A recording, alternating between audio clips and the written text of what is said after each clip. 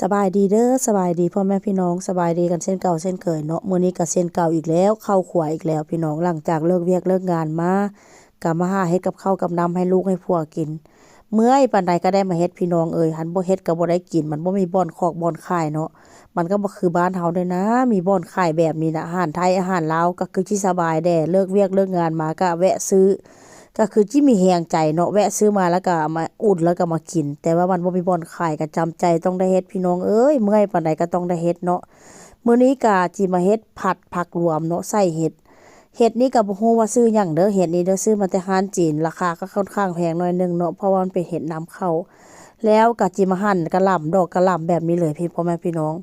เพราะว่ามื้อนี้จิเฮ็ดผัดผักรวมแล้วก็จิใส่ผักโขมหรือว่าผักห่มแด่มื้อนี้นะ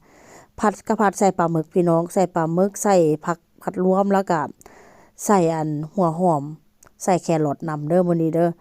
ก็สิกินง่ายๆพ่อแม่พี่น้องอาหารจานเดียวหุงข้าวร้อนๆแล้วก็ตักราดหน้าแต่ละคนก็เฮ็ดแบบทำนองทานอาหารเนาะกินแบบง่ายๆอาหารจานเดียวเฮ็ดแล้วก็ราดหน้าจัดวางโต๊ะไผ่โต๊ะมัน ที่ไผที่มันประมาณนี้กินง่ายๆพี่น้องเอ้ยเวลาเร่งด่วนแดแล้วก็เขาก็ต้องกินไว้กินข้าวก็ได้เพราะว่าต้องตื่นแต่เช้าไปเฮ็ดเวียกเฮ็ดงานพี่น้องเอ้ย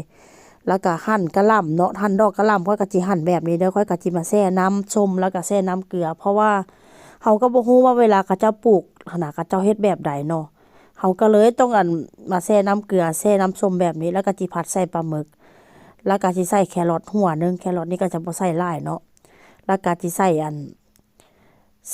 หัวหอมนำแต่ว่ากระเทียมนี่ก็สิใส่ค่อนข้างหลายหน่อยหนึงเพราะแม่พี่น้องผู้ใดมักกินกระเทียมเนี่ยข้อยนี้ขาดกระเทียมนี่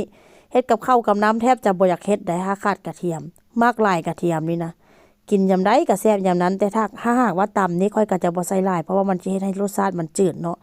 แต่ถ้าหากว่าพงผัดจังซี่น่ะก็จะใส่หลายจักหน่อยหนึงเพราะว่ามันสิหอมมันสิแซ่บ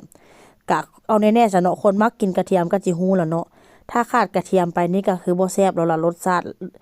แต่ว่าบางคนนี่ก็บ่มักแต่บางคนนี่บ่ใส่ก็ได้แต่ว่าข้อยนี่ถ้าบ่มีกระเทียมนี่โอ้ยเฮ็ดกับข้าวนี่แทบจะบ่อยากเฮ็ดเลยมันขาดรสชาติมันขาดสีสันจังใดบุปุ่นกระเทียมนี่ค่อยใส่หลายเลยกระเทียมนี่ก็ได้กระเทียมนี่ย่าก็จะซื้อเป็นพวงเป็นยาวๆอยู่ทางนี้เนาะกระเจ้าก็จะมีขายอยู่ตลาดนัดน้ำยามมื้อเช้าเนาะยามมื้อเช้าวันจันทร์ฮอดวันศุกร์หั้นน่ะอยู่แถวบ้านสวนพุ่นน่ะพี่น้อง เขาเจ้าก็จะมาตั้งห้านแล้วเขาเจ้ามาขายเป็นแพ็คหั่นเป็นแพ็คแบบคือถักเปียพวงยาวๆแล้วเขาเจ้าก็มาวางขายเนาะกระเทียมนี่เนาะเขาเจ้าก็จะขายแบบนั้นแล้วกระเทียมอยู่ทางนี้ราคาค่อนข้างแพงพี่น้อง